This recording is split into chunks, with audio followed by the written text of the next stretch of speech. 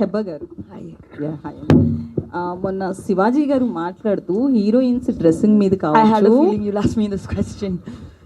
As a heroine మీరు చెప్పొచ్చు కదా మీ opinion. I think I have only one opinion, that I have no place, acceptance for any misogynistic remark against any woman, and that's it. Like, I have no place for it, I have no space for it, and I wholeheartedly condemn it, that's all. Okay, great. Vasu గారు, so same question తీసుకుంటే గనక అంటే శివాజీ గారు I don't want to comment మాట్లాడే on it.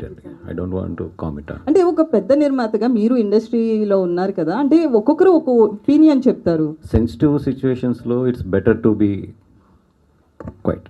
Vasu గారు, ఏంటంటే వంశీ గారు మీరు మొత్తం ఇండస్ట్రీలో కొత్త వాళ్ళు సినిమా తీసిన మంచి కంటెంట్ వచ్చినా మీ వైపు తిప్పుకునేలా చేస్తున్నారు. సో బికాస్ మీరు ఇచ్చేటువంటి ప్రమోషన్స్ కావచ్చు, జనాల్లోకి తీసుకెళ్ళేటువంటి సో ఆ విధానం కావచ్చు, అది అనేది సో మీ వైపే మొత్తం అంతా చిన్న సినిమాలు కావచ్చు, మీడియం రేంజ్ సినిమాలన్నీ కూడా ఎవరు ఉన్నారంటే వన్నివాసు, వంశీనంది పార్టీ ఉన్నారనే దాకా తీసుకొచ్చారు. ఆ సక్సెస్ అనేది మీకు కూడా కనబడుతుంది. ఇన్ ఫ్యూచర్లో ఈ భారం అంటే ఇది అనేది మీ మీద ఒక ప్రెషర్ తీసుకొచ్చే అవకాశం ఉంటుంది.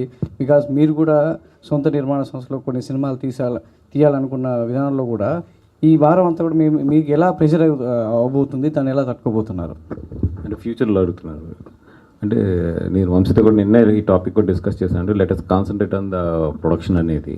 బికాజ్ ఇప్పుడు బాగుంది ఓకే, బట్ అలాగని చెప్పి this is not our prime business. Our prime business is production. ఇప్పుడు ఏదో చిన్న గ్యాప్ తీసుకున్నాం, ఒక 6 months గ్యాప్ తీసుకుందాం అని చెప్పి. But I think from March onwards we will be serious on our own films.